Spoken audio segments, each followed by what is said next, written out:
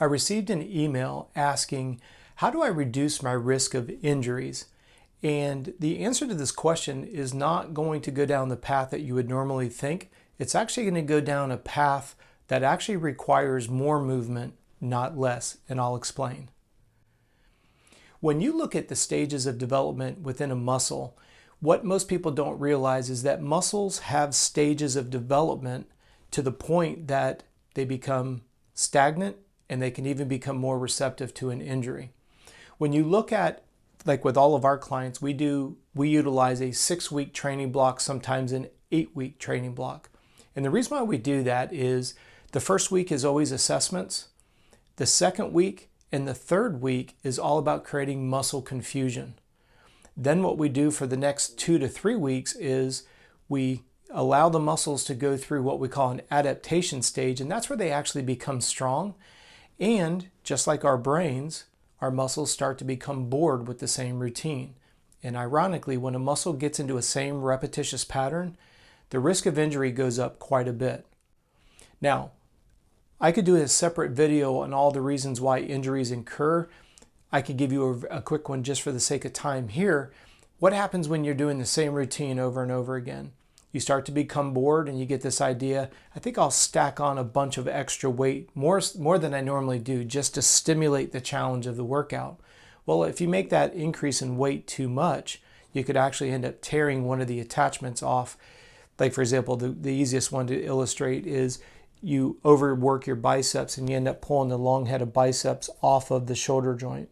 That's because you're using too much weight and you end up throwing it. Well, the bicep originates at the crease of the elbow and it inserts up into the acromion process.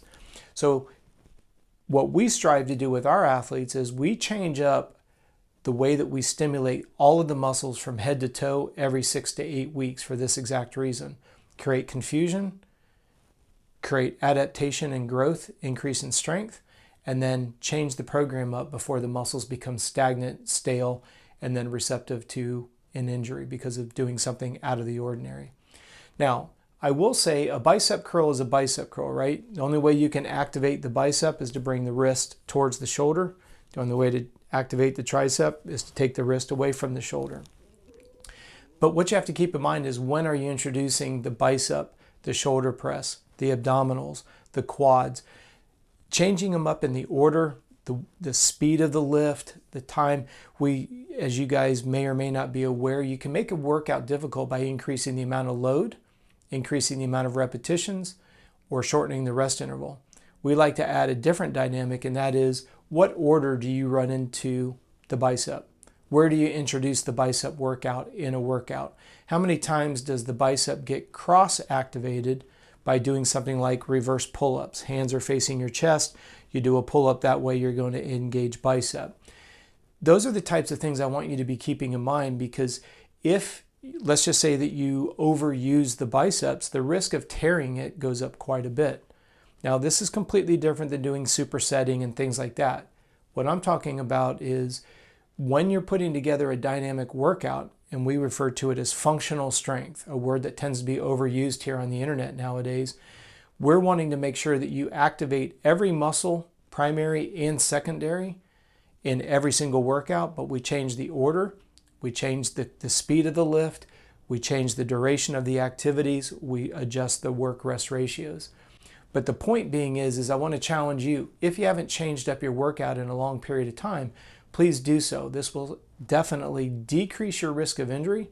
It'll also keep it mentally challenging, but most people don't like change, so that's why we tend to get into a rut, and those ruts unfortunately can lead to injuries that we're trying so hard to avoid. So if you have a question similar to like what you saw here today, please do me a favor and send it directly to me. contact@coachrobb.com. We're answering a question every day here on YouTube. I want to make sure that we get your questions answered, so please remember to turn on the like and subscribe buttons, or hit that subscribe button, hit that subscribe button, and make sure that you're made aware of when we put out a new video. Thank you for your time today, and I certainly look forward to seeing you again tomorrow.